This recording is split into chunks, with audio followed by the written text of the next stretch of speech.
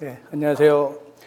네, 오늘부터 이제 하이클래스 기본편 생물 들어가는데 우선 단원 제일 먼저 차례를 한번 보면 제일 앞에 차례가 있죠. 네, 차례에 보면 1단원이 분자와 세포 단원이고, 네, 2단원이 유전학이고, 그 다음에 3단원이 진화생물학이죠. 진화. 그다음에 4단원이 생물다양성. 이거는 이제 동물 분류, 식물 분류, 원생생물의 분류에 대해서 배우는 거고, 5단원이 동물의 구조와 기능. 요거는 이제 소화, 호흡, 영양 이런 것들에 대해서 배우는 거, 배설 이런 거에 대해서 배우는 거고, 6단원이 식물의 구조와 기능이고, 그 다음에 7단원이 생태학 이렇게 나와 있죠. 생태학 이런 순서로 이제 우리가 생물 분류할 때, 여기서 어떤 생명과학 교재는 요거를 1, 2단원 둘로 나눈 교재가 있어요. 그래서 8단원으로 나눈 교재도 있어요. 그래서 요걸 분자와 화합물, 세포학 이렇게 해서 둘로 나눈 단원도 있는데, 나는 이게 너무 작으니까, 분량이 작아서 분자와 세포를 그냥 한 단어로 구별해서 7단어로 이제 구별을 해놨어요. 그런데 여러분들 보면 제1편 해놓고 제1편이라고 해놓고, 요게 이제 기본편인데, 여기에 보니까 단원이 어떻게 나와 있는가 그러면 1단원 나와 있고, 1단원 분자와 세포 나와 있고, 2단원 유전학 나와 있고, 그 다음에 바로 목차에 보니까 몇 단원 나와 있는가? 5단원이 나와 있어요. 그래서 1단원, 2단원, 3단원으로 가고 5단원 나왔나? 그러면 제1편 기본편하고 심화편을 나눠놔서 그래요. 그래서 1단원, 2단원, 5단원하고 6단원 여기를 우리가 기본편으로, 제1편의 기본편으로 잡고, 그 다음에 이제 제2편이 심화편인데, 제2편의 목차 보니까 또다시 1단원 한번 나와 있죠. 그래서 다시 1단원 나와 있는 이유는 왜 그런가 그러면, 이 뒤에를 알아야 이게 설명이 되는 게 있어요. 그래서 그런 건 몽땅 다 여기로 보냈어요. 이 뒤에를 모르는데 여기서 설명을 막 해놓으면 생물은 용어가 너무 많기 때문에 정신이 없거든요. 그래서 1단원 하다가 생물 포기해요. 그래서 뒷단원에서 알아야만 요게 설명되는 세포 단원이 있어. 그거는 다 여기로 보냈어요. 그래서 1단원 둘로 나눈 거고, 그래서 왜 1단원이 둘로 나눠졌는가 그러면, 이 뒤에 걸 알아야만 되는 건 저 뒤로 보냈고, 심화편으로 이게 기본편이고 이게 심화편이거든요. 심화편이고 해서 보냈고, 마찬가지 유전도 마찬가지예요. 뒤에 다양성이나 동물의 구조 이런 걸 모르면 유전이 안 되는 것이 있어요. 그런 경우는 다 몽땅 모아갖고 여기로 보냈죠. 그래서 2단원이고, 그 다음에 이제 3단원 진화생물학, 그다음에 4단원 생물다양성, 그 다음에 생태학.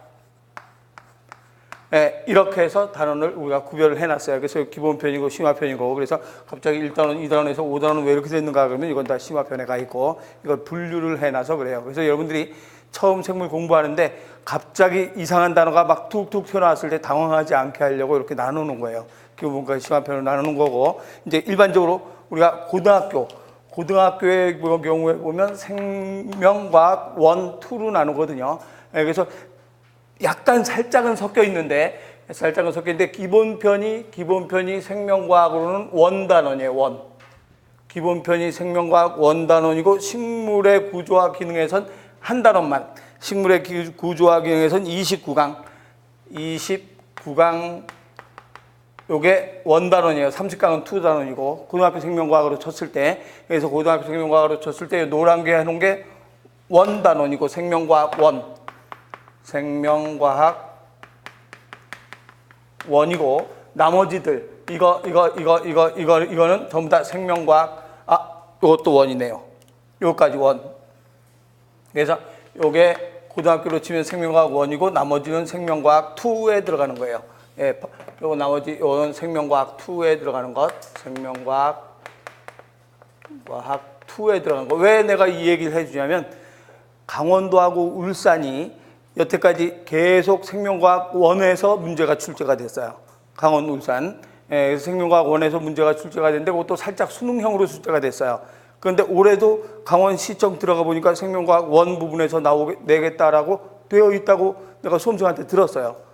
그래서 한번 강원 울산 시청 한번 홈페이지 들어가 보세요. 그럼 거기에 생명과학 원 수준으로 나온다라고 공고를 한 것 같아요. 저는 직접 내 눈으로 못 봤어요. 수험생한테 들었어요. 메일로 왔더라고요. 그래서 올해도 아마 내 생각에는 강원 울산은 이렇게 나올 걸로, 여기 생명과학 원에서 나올 걸로 보니까 여러분들도 공부하면서 혹시 그렇다고 강원 울산만 보는 거 아니에요. 서울도 봐야 되죠. 경기도 봐야 되죠. 그러면 전부 다 해야 돼요. 전부 다 해야 되는데 내가 강원 울산을 보고 싶다라고 했을 때 그 직전에 공부할 땐 이걸 갖고 공부하는 게 제일 낫다는 얘기죠. 그렇게 중점적으로 해두는 게 더 낫다. 그래서 내가 원, 투를 나눠서 설명을 해본 거예요. 그러니까 노란 걸로 해놓은 게 원이고, 그 다음에 나머지 파란 걸로 해놓은 거는 투, 여기 30강까지 30강. 그래서 이거는 생명과학 2에 들어가는 거고 이래요. 그러니까 그 정도는 여러분들이 알아보고 나중에 혹시 공부하다가 이거 원이에요, 2예요 정확하게 알고 싶으면 저한테 오세요. 제가 자세하게 알려줄 테니까. 그래서 이런 순서로 나가는데 출제 범위는 어떤 순서가 되는가 그러면 그 목차 차례 바로 앞 페이지에 가보면 차례 바로 앞 페이지에 최근 5개년 영역별 출제 빈도라고 나와 있어요. 그래서 그 5개년 영역별 출제 빈도를 보면 전부 다 쭉 해서 평균 낸 거예요. 평균 낸 거. 거기 2012년, 13년에서 쭉 나온 건데 20%, 뭐 30, 15%, 30% 이렇게 쭉 나와 있는데 평균을 내면 분자와 세포가 몇 퍼센트 정도 출제가 되는가 하면 25%. 25%란 말은 20문제 중에서 25%니까 5문제가 출제가 됐다는 얘기예요. 네, 5문제가 출제가 됐고, 그 다음에 유전학에서는 30% 정도 평균 낸 숫자예요. 그래서 이건 6문제 정도 출제가 됐죠. 그리고 동물의 구조와 기능에서 30% 6문제가 출제가 됐고, 이렇게 해서 1단원, 2단원, 5단원에서 몇 문제가 출제됐는가 하면 5문제 평균에서 5문제, 6문제, 6문제니까 12문제에다가 5문제가 17문제가 출제가 됐다는 얘기죠. 예, 여태까지 나온 걸로 보면, 그래서 1단원, 2단원, 5단원에서 1단원과 2단원과 5단원에서 17문제가 출제가 됐다 그러면 나머지에서 이제 한 문제씩 출제가 된 거죠. 그러면 안 된 단원도 있겠나? 있죠. 어떨 때는 요 단원이 출제 안 되는 경우도 있고, 어떤 요 단원 출제 안 되는 경우도 있고 그래요. 그렇다고 이 세 단원을 4단원이나 되는 걸 완전히 포기해야 되냐? 그러면 안 되죠. 우리가 한 문제 갖고 붙고 떨어지고 당락이 결정되기 때문에 완전히 이거는 손도 안 된다 그러면 안 돼요. 해야 돼요. 해야 되는데 집중적으로 이걸 공부를 하고 이런 것도 이제 공부를 해가면서 해야 된다는 얘기죠. 한 문제 나온다고 안 할 수는 없잖아요. 그런데 경북하고 2017년도에 경북에서는 여기서만 3문제가 나온 적도 있어요. 그리고 나머지 여기서 이제 조금 적게 나오고 여기서 3문제 나온 적도 있기 때문에 우리는 방심하지 말고, 방심해서 이런 거 막 소홀히 하지 말고 다 전체적으로 해야 돼요. 전체적으로 해 나가는데 이게 가장 많이 나오는 출제 빈도가 가장 높은 단원이라는 건 알고서 공부를 해라 이 소리예요. 그렇게 해서 공부를 해 나가고, 그 다음에 만약에 내가 여기에서 수업하는데 여러분들이 굉장히 쉽게 해요. 굉장히 쉽게 가르치거든요. 내가 생각하기에 대한민국에서 나보다 쉽게 가르치는 사람 없을 거예요. 쉽게 가르쳐요. 그래서 어려운 데까지 쭉 캠벨 생물학까지 나가거든요. 그러니까 처음 들어보면 야 이거 중학교 고등학교 수준인가 막 이 정도로 되게 쉽게 해요. 그렇지만 나중에는 굉장히 깊은 수준까지 들어가는데 이거보다 더 이걸 들었는데도 잘 모르겠다 그러면 기초탄탄이라는 교재가 또 있어요. 이 앞에. 그건 뭐냐면 요 내용을, 여기 있는 이 기본편과 심화편 내용을 한 200페이지 정도로 압축을 해가지고 아주 간단한 기초를 해놓은 거예요. 그러니까 쉽게 얘기하면 내가 어떨 때 수업할 때 어떤 친구가 이게 뭐냐고 물어보는 친구가 있었어요. 실제로 있었어요. 이거 이산화탄소잖아요. 근데 실제로 이게 뭐냐고 물어보는 친구가 있었어요. 그래서 이게 뭐냐고 그랬더니 모르겠대요. C가 뭔지. 그래서 왜 그런가 그랬더니 중학교 때도 과학을 완전히 소홀히 하고 문과 출신이고 해가지고 전혀 모른대요.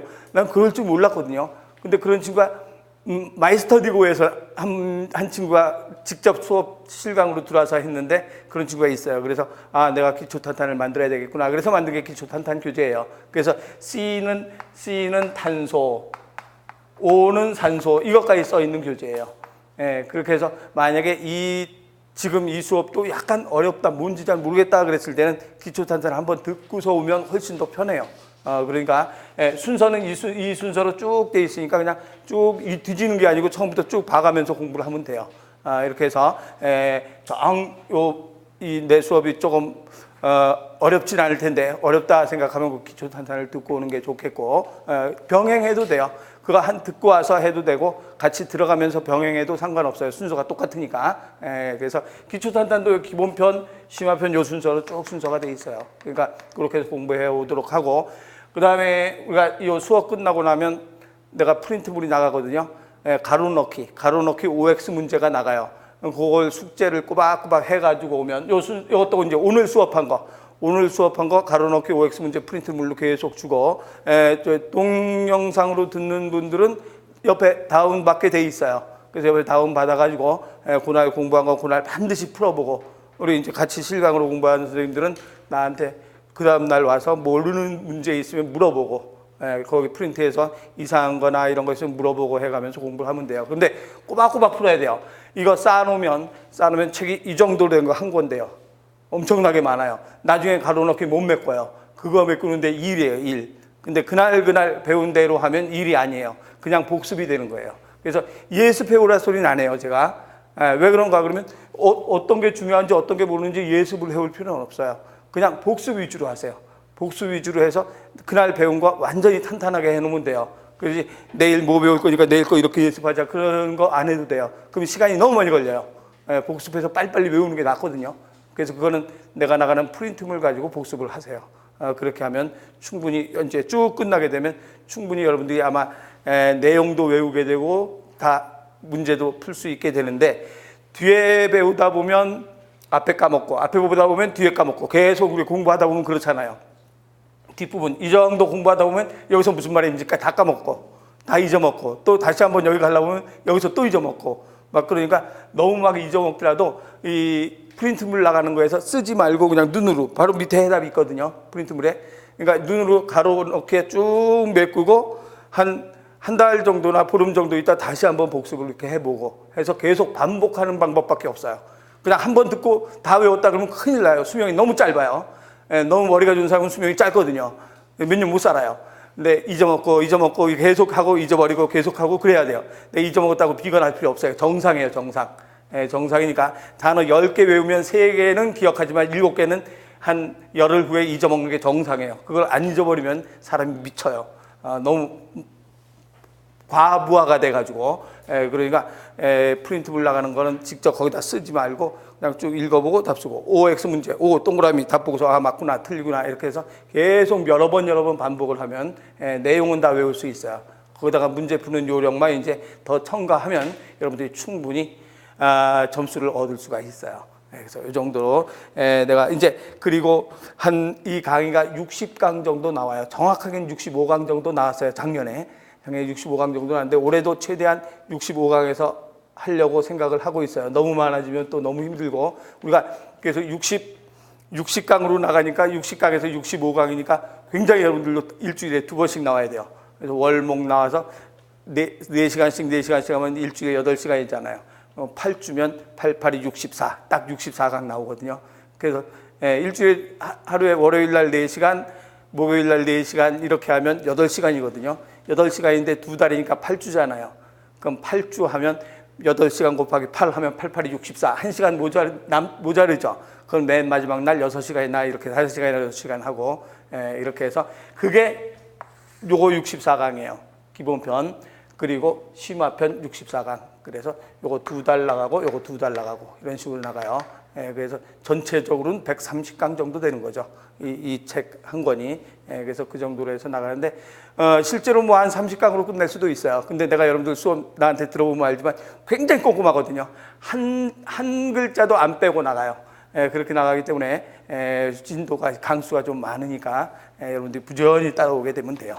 이 정도 제가 수업하는 과정을 알아놓고, 그러면 15쪽에 1단원 원자의 구조와 화학 결합을 들어갑시다. 우리 모든 건 다 원자로 구성이 되어 있다. 우리 몸이나 세포나 또 우리가 보고 있는 이런 나무나 이런 모든 건 다 원자로 구성이 되어 있다 그래요. 모든 생명체 또는 무생물의 가장 기본 단위 원자부터 시작하는데, 이 원자는 아까 얘기한 탄소라든가 산소라든가 수소라든가 이런 것들이 다 원자예요. 원자. 그래서 원자로 구성이 되어 있다. 우리가 먹는 음식물도 다 원자로 구성돼서 음식물이 만들어지는 거고, 그래서 원자로 구성되어 있는데, 이 원자의 구조는 어떻게 되어 있는가? 원자의 구조. 원자의 구조는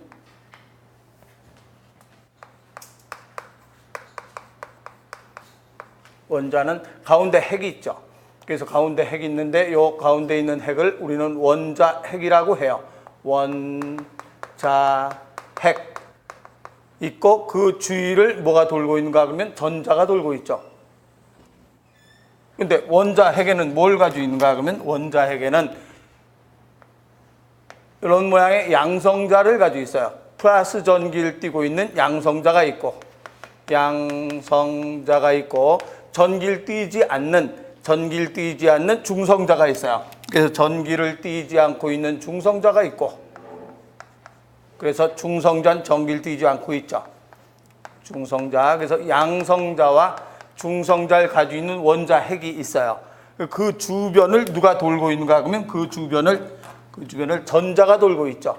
그래서 이 주변을 전자가 돌고 있다. 전자는 마이너스를 가지고 있어요. 그래서 주변은 마이너스 가진 전자가 돌고 있다. 그런데 이 양성자가 10개다 그러면 전자도 10개를 가지고 있어요. 양성자가 5개다 그러면 전자도 5개.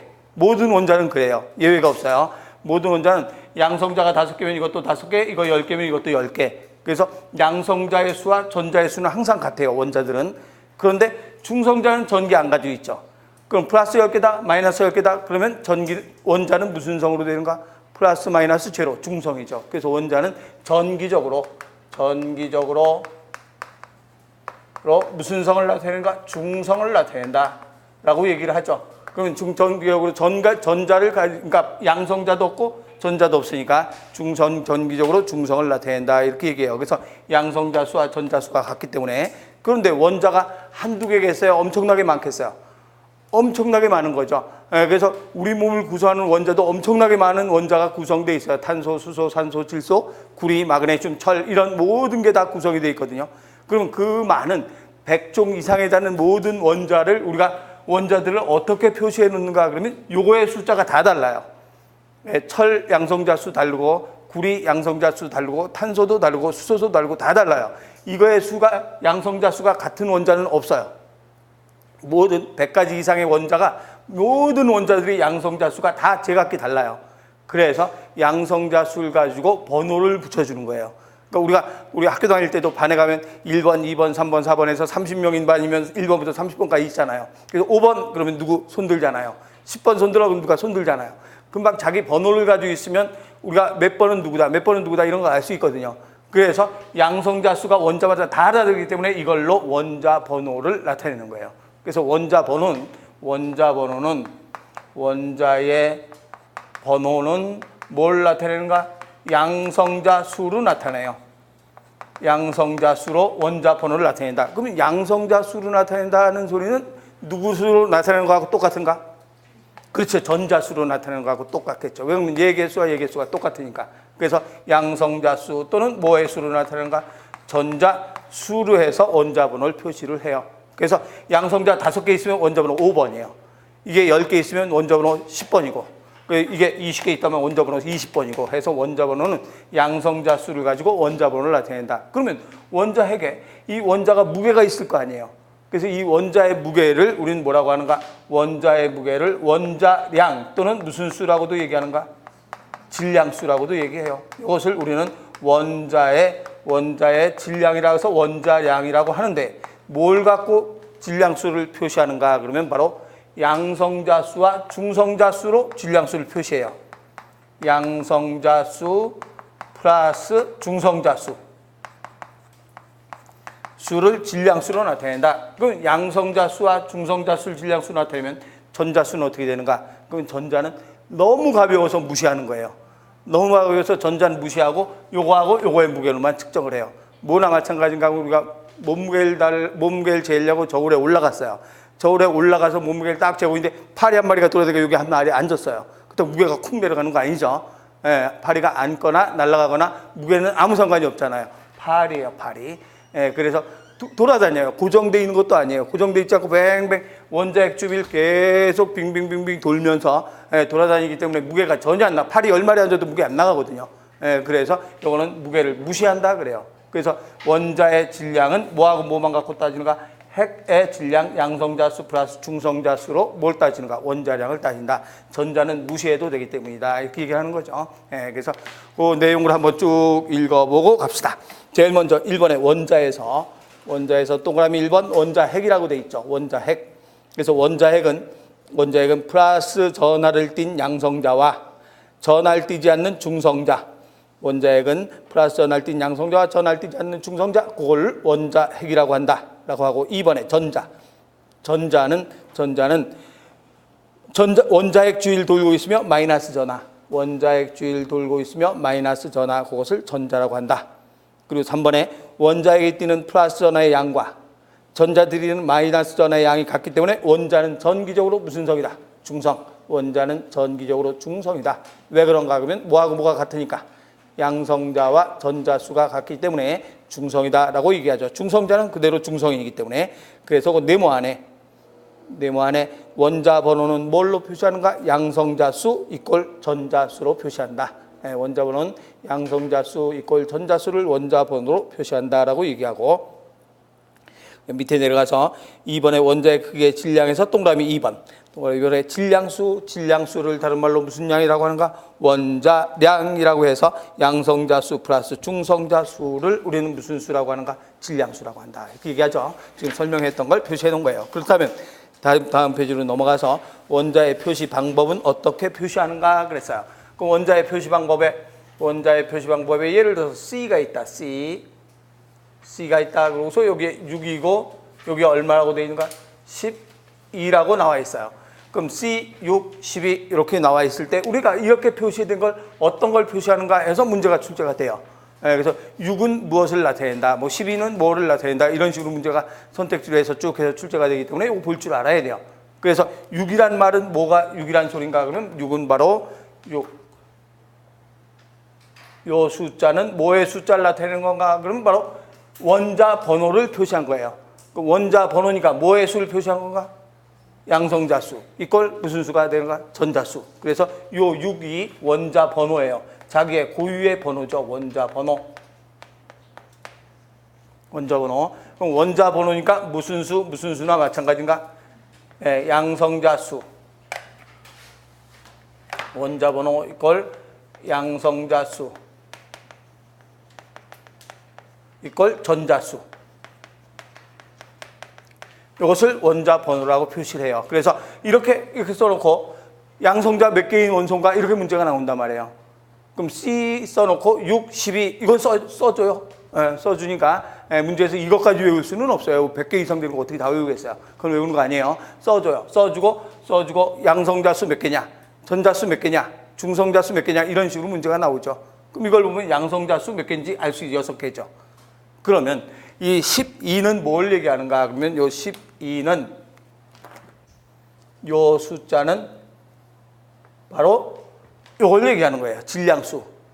그럼 질량수를 얘기한다. 그럼 질량수란 뭐하고 뭘 합해서 질량수라고 하는가? 무슨 수 플러스 무슨 수가 되는가?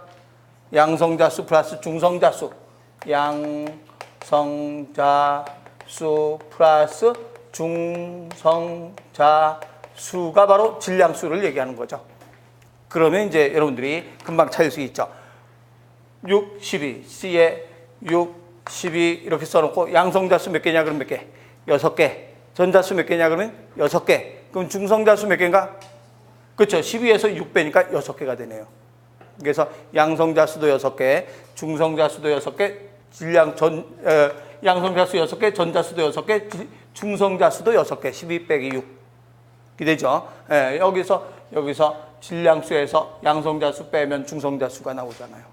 그래서 이런 모양으로 표시해 준다 이 소리예요. 그래서 거기 보니까 C 하고서 밑에 6은 원자 번호, 원자번호는 양성자수 이꼴 전자수. 그 12 해놓고 질량수. 질량수는 양성자수 플러스 중성자수 이렇게 표시를 하죠. 예, 그렇다면 구체적으로 원자번호의 질량수는 원자번호와 질량수는 어떻게 되는가 그랬어요. 그래서 수소, 산소, 질소 쭉 써 있죠. 이게 수소.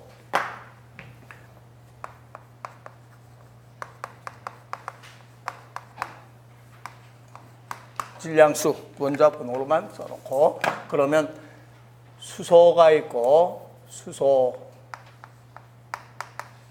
탄소, 질소, 산소, 나트륨. 수소는 이렇게 써놔요. 그 옆에다 써놓으세요. 수소는 H, 수소 H 11. 탄소는 C, C는 6, 12 이렇게 써놓고 그다음에 질소는 7, 14. 산소는 8, 16. 그리고 나트륨은 11, 23 이렇게 써놓으세요. 써놓고 이제 하나하나 우리가 찾아봅시다. 원자번호, 양성자, 중성자, 전자.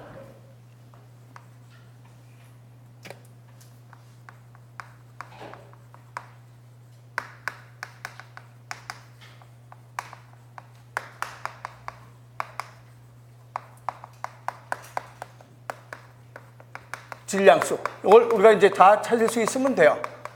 원자번호, 양성자수, 중성자수, 질량수 이걸 찾아볼 수 있으면 되는데 여기서 이제 하나하나 우리가 찾아보면 원자번호는 몇 번인가? 1번이 되죠. 그럼 양성자수 몇 개가 되는가? 1개가 되겠죠. 원자번호 이꼴 양성자수잖아요. 그럼 중성자수는 어떻게 돼야 되는가? 중성자수는 질량수가 1이잖아요. 질량수가 1인데 양성자수 플러스 중성자수가 질량수가 되죠. 그럼 양성자수 플러스 중성자수가 질량수인데 질량수가 1이니까 중성자 얼마가? 그렇죠. 중성자를 안 가지고 있는 유일한 놈이 수소예요. 수소는 유일하게 중성자를 가지고 있지 않아요. 그래서 중성자수 0. 그럼 전자수는 양성자수와 전자수 같으니까 1. 이런 숫자를 다 볼 수 있으면 돼요. 요 숫자는 수소를 보고서 우리는 이걸 다 볼 수 있어. 그러면 탄소를 한번 봅시다. 탄소를 보면 요 6이 무슨 번호라고 했는가? 원자번호. 그래서 원자번호 6번. 그러니까 원자번호는 뭐하고 뭐가 똑같은가? 양성자수와 전자수가 똑같다라고 했죠. 그럼 양성자수도 6개, 전자수도 6개. 근데 질량수가 얼마라고 되어 있는가? 12. 그렇죠. 12라고 되어 있으니까 양성자수 플러스 중성자수가 질량수잖아요. 그럼 중성자도 얼마가 되는 건가? 6개가 되는 거죠. 6. 그 다음에 질소 같으면 원자번호 7번. 이게 원자번호 7번이고 그 다음에 원자번호는 양성자수나 전자수로 표시한다 그랬으니까 이것도 7이죠. 근데 질량수 얼마라고 써 있는가? 14라고 써 있으니까 중성자수도 여기에서 여기 빼니까 얼마가 되는가? 7. 이렇게 되겠죠. 그래서 산소 같으면 원자번호 8번이니까 8번이면 양성자수도 몇 개라는 소리인가? 8개. 또 전자수도 8개. 그 질량수는 얼마가 되는가? 16. 그렇죠. 그러면 16에서 양성자 빼니까 중성자수는 8개가 되죠. 그래서 여러분들 요 4개는 외워야 돼요. 4개. H, C, N, O 요 4개는 왜 4개 외우는가? 우리 몸을 구성하는 대표적인 원소 4가지가 바로 요 4가지예요. C, H, O, N. 4가지가 우리 몸을 구성하는 원소의 가장 많은 원소. 우리 몸을 구성하는 가장 많은 원소가 C, H, O, N 요 4가지가 가장 많은 원소예요. 그래서 4가지는 요거 1번, 6번, 7번, 8번 번호만 외우면 돼요. 나머지 그 위에 숫자는 안 외워도 되고 요거 1번 그러니까 요거는 외워야 된다 이 말이에요. H 1번, C는 6번, H는 1번, C는 6번, N 질소는 7번. 질소는 7번, 산소는 8번. 그래서 6, 7, 8 요것만 외우면 돼요. 그래서 1, 6, 7, 8 요 4가지 요 숫자는 외우지 않아도 되지만 요 1번, 6번, 7번, 8번 요건 숫자는 뭐 2배씩이니까 금방 알 수 있죠. 근데 나트륨은 전혀 안 해도 되거든요. 근데 내가 왜 써놨는가 그러면 여러분들이 이걸 보니까 수소 빼고 양성자수하고 중성자수가 다 똑같은가 보다 생각할까 봐 나트륨 써놨을 뿐이지 똑같지 않다는 걸 증명하려고 나트륨 써놓은 거지 외우라고 써놓은 건 아니에요. 그래서 나트륨 한번 봅시다. 나트륨은 얼마인가? 원자번호가 11이죠. 그럼 원자번호 11이면 이게 무슨 수하고 무슨 수가 같은가? 양성자수하고 전자수가 같다는 얘기죠. 근데 질량수가 얼마가 되는가? 그치, 23이에요. 그러면 양성자수 플러스 중성자수가 질량수야. 전자는 무게 무시한다 그랬으니까. 그러면 양성자수와 중성자수가 합해서 질량수가 되니까 중성자가 얼마가 되는가? 그치, 12가 되는 거죠. 그러니까 항상 똑같은 건 아니라는 걸 설명하려고 나트륨을 써놨을 뿐이지 나트륨은 안 외워도 돼요. 여러분들 외울 건 이렇게 4가지만 외우면 돼요. 그래서 여기 수소, 탄소, 질소, 산소.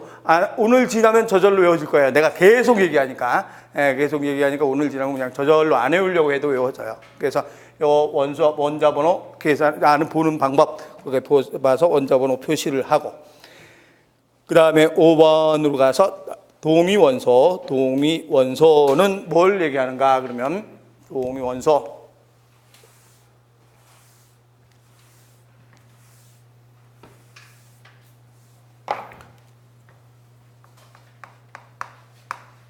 동위원소 그러면 예를 들어서 탄소는 6번, 12번인데 어떤 게 있는가 하면 탄소가 이거는 절대로 안 변해요. 이게 변하면 큰일 나지. 왜 그러면 출석부 번호인데 출석부 번호가 변하면 6번이 변했다 그러면 막 6번이 2명 있으면 안 되잖아. 그럼 선생님도 헷갈리죠. 그래서 원자번호는 절대로 양성자수는 절대로 변할 수가 없어요. 그런데 이게 질량이 14인 놈 있어요.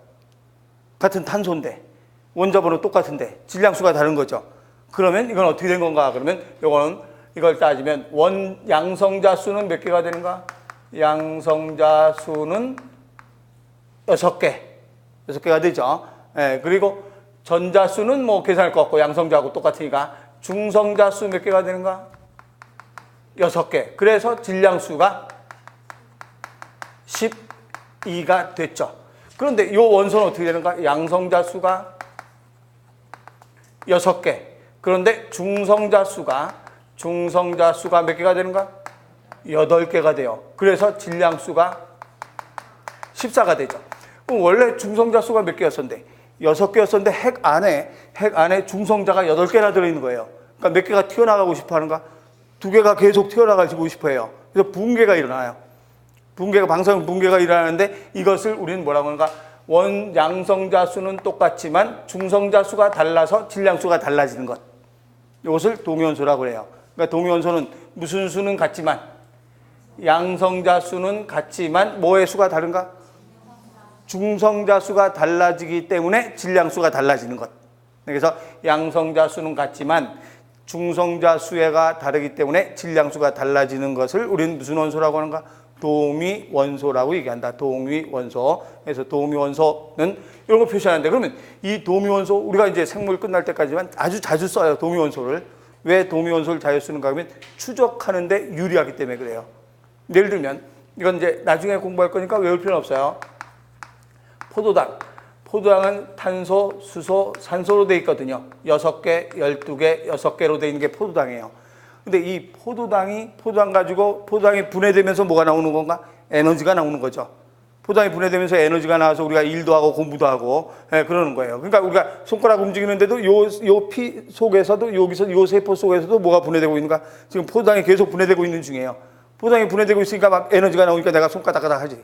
그래서 뭐든지 우리 몸에서는 지금 계속 연속적으로 포도당이 분해돼요.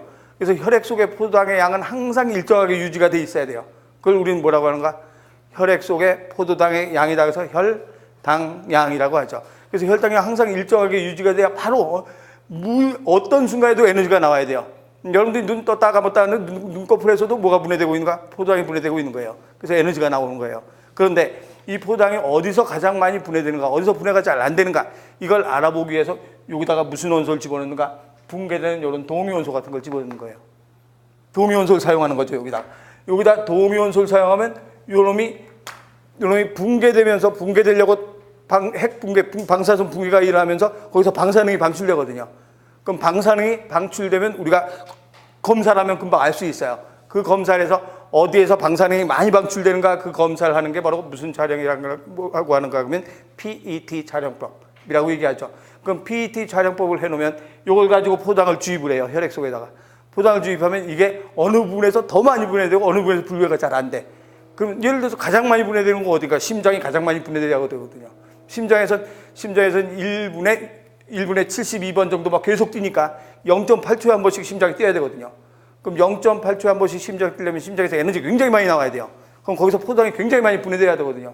근데 정상인 사람보다 거기서 포장이 적게 분해된다 그러면 뭔가 이상이 있구나.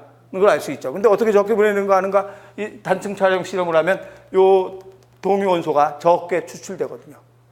그냥 보통 포장 넣으면 어디서 나오는지 모르지 안 보이니까. 그런데 방사성 붕괴를 일으키는 동위원소를 집으면 지금 단층 촬영을 하면 여기서 포장이 많이 분해되는 거야. 여기서 뭐 적게 분해되는 거야. 이런 걸 다 동위원소가 추적을 하거든요. 추적하는 데 사용을 해요. 방사성 붕괴를 일으키기 때문에. 그래서 동위원소가 우리 생물에서 굉장히 중요한 역할을 하고 있는 게 바로 무슨 원소라고 하는가? 동위원소라고 얘기하죠. 그래서 한번 읽어보면 동위원소는 양성자 수는 같으나 중성자 수가 달라서 원자 번호는 같고 질량수가 다른 원소.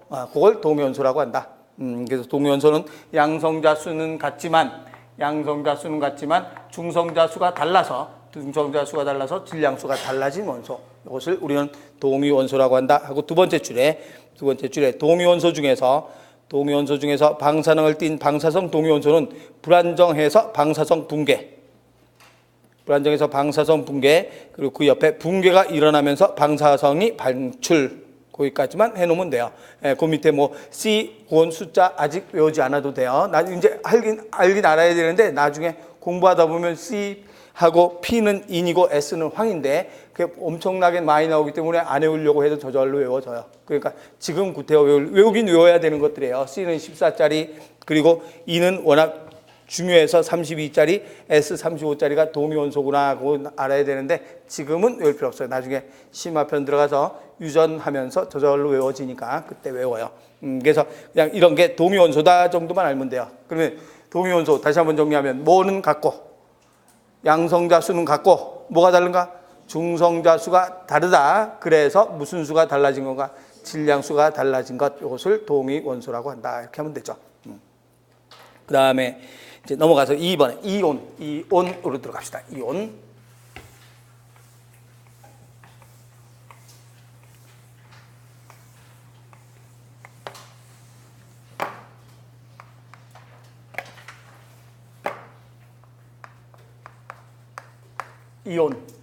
이온이란 뭘 얘기하는가 그러면 예를 들어서 어떤 산소를 한번 봅시다. 산소는 몇 개를 가지고 있는가? 여기가 8번. 산소는 8번이고 여기는 얼마가 16인데 뭐 8번만 우선 알아두면 되고 그러면 이 산소는 원자핵에 양성자가 몇 개가 있는가? 양성자가 8개가 있죠. 양성자 8개 있다. 그러면 전자도 몇 개 있어야 되는가? 8개 있어야 되는데 전자가 한 궤도에 8개가 있는 게 전자가 떠 있는 걸 구름이라고 하거든요. 구름 위에 둥둥 떠다녀요. 근데 구름이 한 껍질, 두 껍질, 세 껍질 이렇게 구름들이 있어요. 그러니까 한 껍질이라고 해서 그 구름 바로 밖에 구름이 있는 게 아니라 구름이 구름 속에 들어가 있는 거지. 구름이 구름을 싸고 있는 거예요. 그래서 제일 안쪽 궤도에 있는 구름에는 전자가 몇 개 가지고 있어야 되는가 그러면 항상 2개밖에 안 들어가요. 제일 안쪽은 두 개가 최대한 들어갈 수 있는 전자예요. 그래서 전자가 제일 안쪽 궤도는 전자가 딱 2개밖에 안 들어간다. 2개. 전자를 그냥 이렇게 표시할게요. 전자 2개. 그럼 제일 안쪽 궤도 2개 들어가고 그 다음 궤도부터 이제 몇 개씩 채워줘야 되는가? 8개가 채워줘야 돼요. 그래서 제일 안쪽에 2개 채워지고 그 안쪽에 8개가 꽉 채워져야 안정한 구조가 되는 거예요. 그것을 이제 무슨 규칙이라고 하는가? 옥텟 규칙이라고 얘기를 해요. 그래서 옥텟 규칙은 제일 바깥쪽에 몇 개가 되는 것? 8개가 되는 것. 그래서 17쪽 먼저 가요. 17쪽의 세 번째 줄에 전자를 잃거나 얻어서 마지막 껍질의 전자가 8개가 되는 경향성을 옥텟 규칙.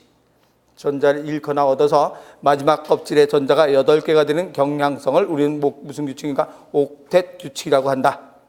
그래야 안정돼요. 그런데 그 밑에 제일 밑에 성질 때문이다라고 하고 그 옆에다 가로쳐 놓고 써놓으세요. 성질 때문이다. 그 제일 마지막 줄에 성질 때문이다 옆에다 가로쳐 놓고 전자가 마지막 껍질에 전자가 없거나 또는 2개 또는 8개를 가지려 한다. 전자가 없거나 2개 또는 8개를 가지려고 한다. 이게 옥텟 규칙이라고 그래요. 없거나 2개, 8개. 그러면 이 산소는 8번이니까 플러스가 8개 있어요. 여기서 양성자가 8개 있으니까 양성자가 8개 있기 때문에 전자도 8개가 도는데 제일 안쪽 궤도에 2개가 돌고 있어요. 그럼 그 다음 궤도에 몇 개가 돌아야 되는가? 8개에서 2개 빼니까 6개. 그러면 하나, 둘, 셋, 넷, 다섯, 여섯. 그럼 요 산소는 지금 안정해요, 불안정해요? 불안정해. 제일 안쪽에 몇 개가 돼야 되는가? 8개. 바깥쪽에 없거나 2개거나 8개가 돼야 돼요. 없거나 2개이거나 8개. 그런데 여긴 없을 수는 없지. 2개일 수도 없죠. 그래서 8개를 채워야지. 그런데 8개를 채우려니까 하나, 둘, 셋, 넷, 다섯, 여섯, 일곱, 여덟인데 이게 제일 바깥쪽에 8개니까 제일 바깥쪽에 6개밖에 없잖아요. 그러면 이 산소 원자는 양성자 몇 개가 되는가? 8개. 전자 몇 개가 되는가? 8개. 그래서 전기적으로 무슨 성이 되는가? 중성이에요. 그런데 이놈이 안정하고 싶으면 어떤 상태로 변하는가 그러면 5가 8번이니까 5가 플러스는 8개는 절대로 변하지 않는다. 양성자는 원자 번호이기 때문에 그 앞에 전자가 1개, 2개가 있고 그 다음에 전자가 하나, 둘, 셋, 넷, 다섯, 여섯. 그래서 얘가 안정되기 위해서는 전자 막 돌아다니고 있잖아요. 그래서 다른 데 돌아다니는 전자를 2개를 얻어오려고 동량하러 다녀요. 그래서 어디서 전자 2개 내놓은 데 있으면 거기서 어디선가 얻어다가 이걸 꽉 채워놓고서 이제 안정됐구나 생각을 해요. 그러면 플러스는 몇 개가 되는가?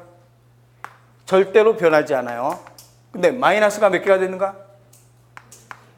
10개가 됐어요. 그래서 산소 원자가 어떤 상태로 변하는가 하면 5가 플러스 8개, 마이너스 10개이기 때문에 마이너스가 몇 개 남아요. 2개 남죠. 그래서 이걸 우리는 뭐라고 하는가? 이 상태를 산소가 마이너스 2개가 남는 놈이다 이렇게 되는 거죠.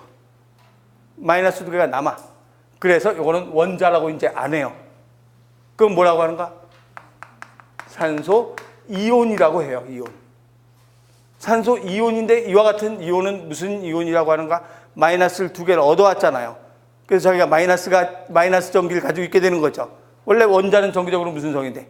중성인데 이걸 2개를 얻어왔으니까 마이너스로 됐잖아요. 그래서 마이너스로 된 이온이다. 그래서 무슨 이온이라는 말로 쓰는가? 음이온이라고 얘기를 하는 거죠. 음이온.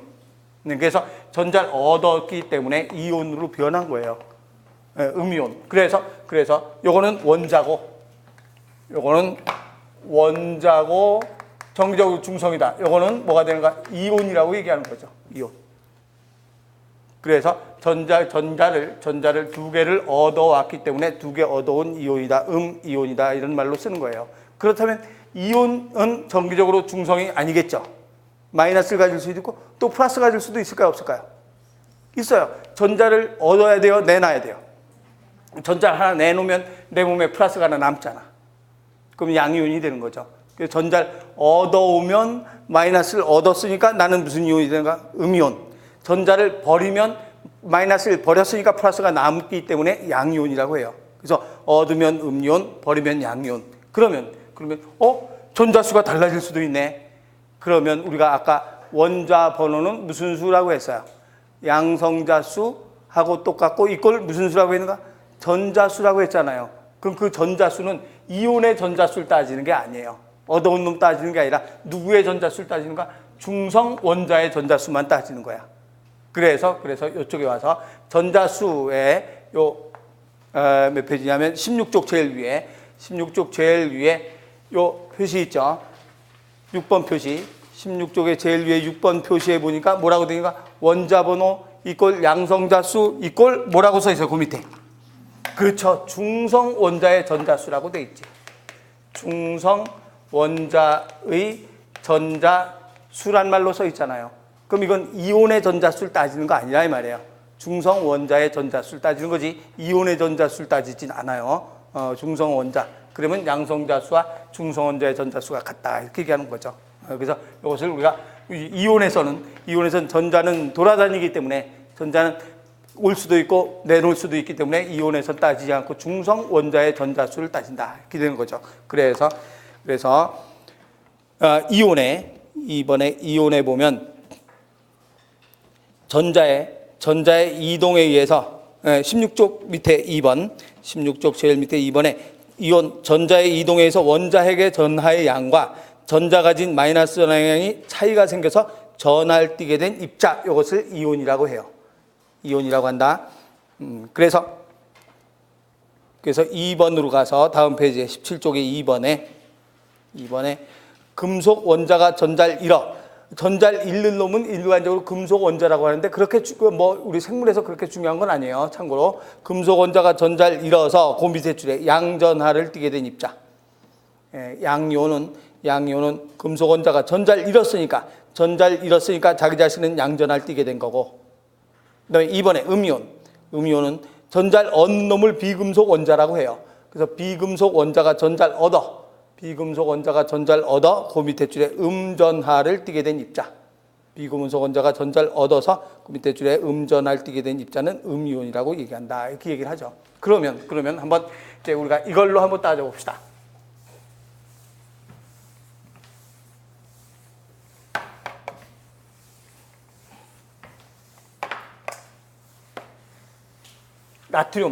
나트륨은 Na 나트륨이죠.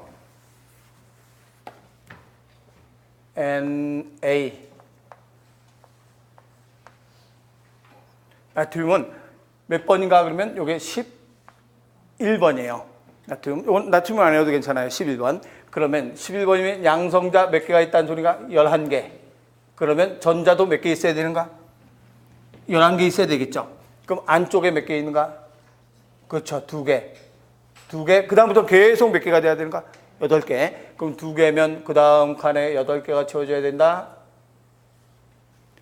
하나, 둘, 셋, 넷, 다섯, 여섯, 일곱, 여덟. 그럼 다 합하면 몇 개예요? 10개죠. 2개, 8개, 10개. 그럼 몇 개 또 있어야 되는가? 그렇죠. 그 다음에 전자가 구름이 또 한 번 껴 있어야 되죠. 그래서 제일 바깥쪽에 몇 개가 있는가? 하나가 있죠, 하나. 그럼 요놈은 안정되고 싶으면 7개를 얻어오는 게 좋아요? 1개 버리는 게 좋아요? 그래서 이건 아무나 다 알지. 1개 버리는 게 낫지 7개 주워오는 것보다. 그래서 1개를 버리려고 해요. 그래서 이거 1개 버리려고 계속 요거 하나를 버리려고 하고 있어요.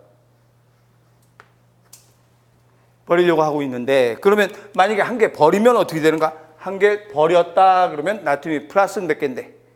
11개인데 플러스는 절대로 안 변하죠. 플러스는 11개인데 마이너스가 몇 개가 되는가?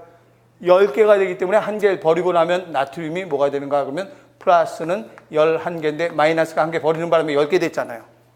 그럼 뭐가 하나 남는가? 플러스가 하나 남죠. 그래서 나트륨 양이온이라고 얘기를 해요. Na-이온 하나를 버리고 나면. 그래서 얘가 하나를 버리고 나면 Na 플러스로 변한다. 그래서 양이온이라고 얘기하죠. 그러면 Cl이라는 놈이 있어요. Cl. 요 놈은 번호 외우지 않아도 돼요. 17번이에요. 17번. 요건 염소라고 읽어요. 염소. 그래서 염소, Cl, 염소는 17번. 그럼 17번인 염소는 어떻게 돼 있어야 되는가? 17개 있으니까 전자도 몇 개가 있겠는가? 17개가 있겠죠. 하나, 둘, 또 그 바깥쪽에 하나, 둘, 셋, 넷, 다섯, 여섯, 일곱, 여덟. 그럼 지금 몇 개가 되는가? 10개가 됐죠. 그러면 그 바깥쪽 구름이 또 한 번 생기겠죠. 그럼 그 바깥쪽에 있는 구름에는 몇 개가 있어야 되겠는가? 그러면 그렇죠. 하나, 둘, 셋, 넷, 다섯, 여섯, 7개가 됐죠. 7개가 됐어요. 그러면 얘는 8개 채워야 되잖아. 그럼 7개를 버리는 게 나아? 하나를 얻어오는 게 나아요? 하나를 어디선가 얻어오는 게 낫죠. 그래서 버린 놈 없나 찾으러 다니는 거예요. 그 보니까 이놈이 하나 버렸거든요. 그래서 얘가 버린 거를 가져오는 거죠. 가져와. 그래서 여기다가 하나를 딱 채워놓는 거죠. 이렇게. 그럼 이놈은 어떻게 되는가? CL이 플러스가 17개였었는데 마이너스도 17개였었는데 하나를 어딘가 데려왔어. 그래서 몇 개가 되는가? 18개가 된 거지. 2개, 8개, 10개에다가 하나 데려서 17개에서 하나 더 데려서 18개가 됐죠. 그럼 18개가 됐으니까 뭐가 하나 남아요? 마이너스 남으니까 이건 음이온이라고 얘기해요. 염소는 음이온, 이거는 양이온. 그러면 둘이 궁합이 딱 맞았지. 그래서 얘만 보면 항상 철컥철컥 달라붙어서 붙어 돌아다녀요. 그래서 이 둘이서 결합을 해요. 결합을 해서 뭘로 변하는가? NaCl, 염화 나트륨 두 글자로 소금이 된 거죠. 소금이 된 거예요. 그래서 소금은 이런 모양으로 Na와 Cl이 돌아다니면서 무슨 결합을 하는가? 내가 하나 넣어줬으니까 나는 양이온이 됐고 얘는 하나 받았으니까 얘는 음이온이 됐지. 그래서 양이온과 음이온끼리 결합하는 무슨 결합이라고 얘기하는가? 그렇죠. 이것을 이온 결합이라고 한다. 하나는 주고 하나는 받고 양이온과 음이온 사이에 결합하는 거 이것을 이온 결합이라는 말로 쓰는 거예요. 그래서 Na와 Cl이 되는 거죠. 그래서 1번에 이온 결합. 이온 결합은 이온 결합 첫 번째 줄에 양이온과 음이온 사이에 그 줄 제일 끝에 형성된 결합. 양이온과 음이온 사이에 형성된 결합을 우리는 무슨 결합이라고 하는가? 이온 결합이라고 한다. 그래서 그 밑에 그림 보니까 나트륨 원자와 염소 원자 하나 주고 하나 받았지. 그래서 Na와 Cl이 딱 만나서 염화 나트륨 NaCl이라고 한 거죠. 그래서 NaCl 소금이 되는 거예요. 이런 모양으로 결합하는 거 이온 결합. 우리가 이제 결합을 4가지 할 거거든요. 이온 결합, 공유 결합, 수소 결합, 반대로 발생 인력. 이 4가지가 이제 우리 생물에서 나오는 결합들이에요. 그래서 그 결합을 이제 할 거니까 조금 쉬었다가 2번 공유 결합 들어갑시다.